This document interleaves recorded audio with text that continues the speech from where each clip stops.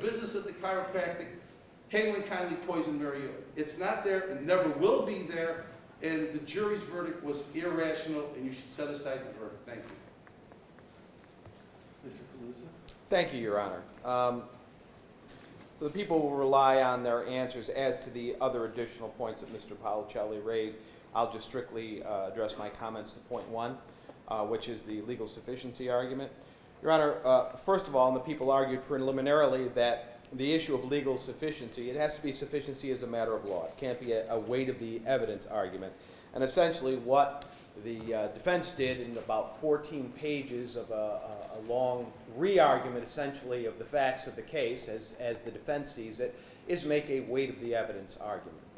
And we submit that that is outside of the scope of a proper motion brought pursuant to 330.30. Also, under 330.30, and specifically with reference to the cited case People versus Hines, that argument can only be made if it's been properly preserved. It is the people's recollection that the defense did make a motion to dismiss at the end of the people's case, but failed to renew its motion at the end of its proof.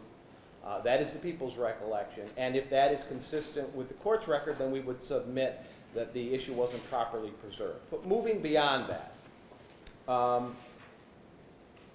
the court is constrained under 330.30 to only look at whether or not the sufficiency argument as a matter of law does not support the verdict that was reached by the jury.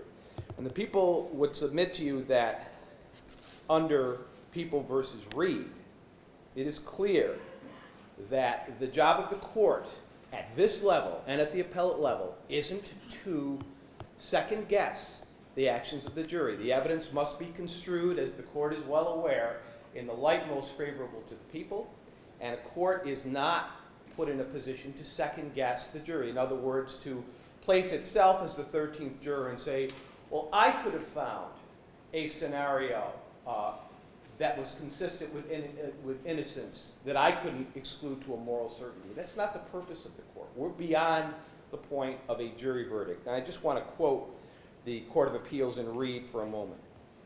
And the Court of Appeals in Reed stated, quote, an appellate court's duty when reviewing a jury's finding is not to determine whether it would have realized the same conclusion as the jury with respect to a proposed innocent explanation of the evidence. The defendant has offered myriad innocent explanations and inferences that could be drawn by a jury to counter this evidence. That, however, is not the legal standard by which this court is bound for reviewing a sufficiency of evidence on appeal. Rather, the appellate court, viewing the evidence in the light most favorable to the people, must decide whether a jury could rationally have excluded innocent explanations of the evidence offered by the defendant and found each element of the crime proven beyond a reasonable doubt. The standard is not what Mr. Policelli thinks is a reasonable explanation of innocence that could not be excluded. The question is, could this jury, faced with the entire quantum of proof that they had at the conclusion of this case, found beyond a reasonable doubt and to a moral certainty that there was no innocent explanation for all of these facts? The defense has also, and the people submit that the evidence in support of that was legion. I want to address for a moment, Mr. Policelli did kind of bring up the transferred intent argument in the sufficiency argument. There is no doctrine of transferred intent here. The issue of Adam's poisoning in April of 2015 was referenced and was brought up by the very first time by the defense. There's no question about that, because it occurred at the very earliest point in the trial that it could have occurred, which is immediately after jury selection. The people opened, made no reference to it. The defense had an opening argument in which they made very specific reference to it. And I would submit the context in which the sickness that Adam suffered, even going so far as to mention the alpha brain pills themselves, was a strategic decision. It was a strategic decision to raise that issue, an issue that people did not get into in their opening statement, to suggest to the jury that they should infer from Adam's sickness that he was in possession of the colchicine and that therefore he is the person responsible for Mary Yoder's death. It was a tactical decision made at trial. And I understand the logic behind why that tactical decision was made. What we're hearing now is essentially the legal equivalent of buyer's remorse. It raised that specter. And because he raised that specter and endeavored to prove that, the people were entitled, through their presentation of evidence, to answer that proof. None of what the people put on in answer to the issues raised by Mr. Policelli changed the theory of the case, which has always been that on the 20th of July of 2015, the defendant intentionally caused Mary Yoder to ingest colchicine, and those actions caused her death. That never changed. The people never argued that on July 20th, which is when Mary was poisoned, that the defendant was aiming for Adam Yoder. It would be absurd to do so because Adam Yoder was several hours away when that happened. So the people would submit that that argument is without merit. Your Honor, the people would also argue that as to each and every element of the charge that was ultimately returned by the jury, the verdict that was returned by the jury, that in fact the evidence was overwhelming. As far as the defendant's possession of colchicine, there was myriad evidence, and I'm not going to recount it all because it was a very long trial, and Your Honor sat through each and every moment of that very long trial.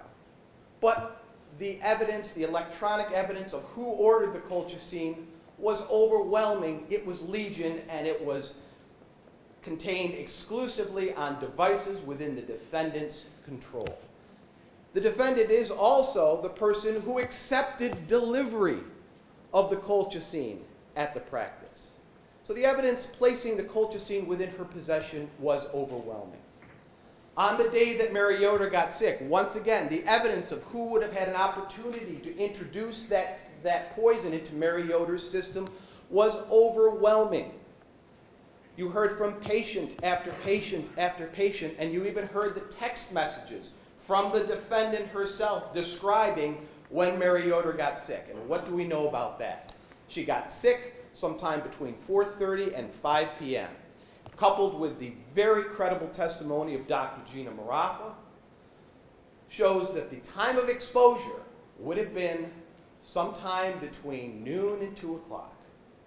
During that period of time, other than the patients coming in and out, there's only one person in this case who not only had access to Mary Yoder, but was in close physical proximity to Mary Yoder, and that's the defendant, Kaitlyn Conley.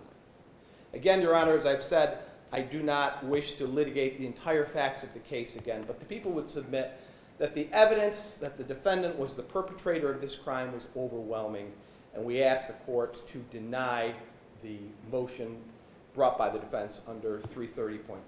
Thank you. Can I have 1 minute to rebut that? Go ahead. Thank you. The first rebuttal is going to be that the issue in the People versus Hines case was, at issue is whether the trial court that denied a motion to dismiss at the close of the People's case in chief may revisit that decision in the context of the post-conviction 330.30 motion after the defendant called witnesses and testified on his own behalf. And because we conclude that the Supreme Court erred in revisiting its prior denial, we affirm. So that was the issue in that case. Very briefly on the issue of the alpha brain, where the prosecutor goes wrong is when he says, I tried to prove something. He misses the whole point of, in an entirely circumstantial evidence case, the argument, whether they brought it up or not, is irrelevant.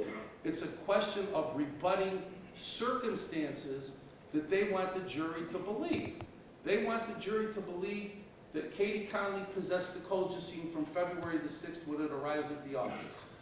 The argument is to question that fact by suggesting, well, maybe Adam possessed the colchicine, okay? So there was never any affirmative proof undertaken on the part of the defense in this case at all, ever, okay? And then you want to get into the time of death, then we could open that door up where Bill Yoder testified to the grand jury that she got sick around, she started complaining about getting sick around 1:30 in the afternoon. Again, that's a factual issue that doesn't need to be decided by this court now. But even if you assume and grant every reasonable inference in this case, you can't prove that she gave this woman poison on that date. No rational juror could come to that conclusion, and that's our position. I will note for the record that in the first trial, I directed that neither side could mention the fact that Adam Yoder had been sick in April of that year, and it was the defense that wanted to at least explore that sickness and what it would entail. Well, you ruled that way because the defense lawyer asked you to do that. Correct. That's So it correct. wasn't that, that was his strategic move. Okay, But it doesn't change the facts of the case. I understand. Anything else? No, Your Honor, the people will rely on each and every one of their responses in their affirmation. Thank All you. right. As it's been stated here, Section 330 of the Criminal Procedure Law says that this court can only set aside a verdict of guilty before sentencing on the ground that the appellate court, as a matter of law, would have to reverse the conviction. The court feels that there has been sufficient proof, looking at it in the light most favorable to the people, and I am going to deny the defendant's request to set aside the verdict. Moving forward to sentencing. Does the prosecution wish to be heard prior to sentence? Your Honor, we would prefer that, in terms of sentencing, we would prefer that the defense go first. No. The criminal procedure law says that the people need to make their statement first and that the defendant can So, reply to you want me to call witnesses up? Yes, if you have witnesses. that are Your Honor, going the to- people have 4 people that wish to make a statement. Are they all immediate family members? Yes, they are. Okay, go ahead. Well, Your Honor, Yes. first of all, can we sit down? Sure.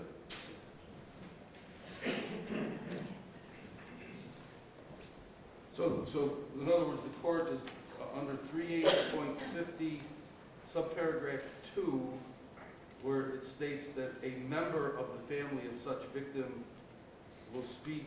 Does that mean that the court have more than one member speak? That's what I am going to allow Okay. in a limited fashion. We're not going to hear from every family member, but go ahead, Ms. Lisi. Who do you want to have address the court first? Your Honor, I believe, I can't hear you. Tamara's going to speak first. Tamara Mueller.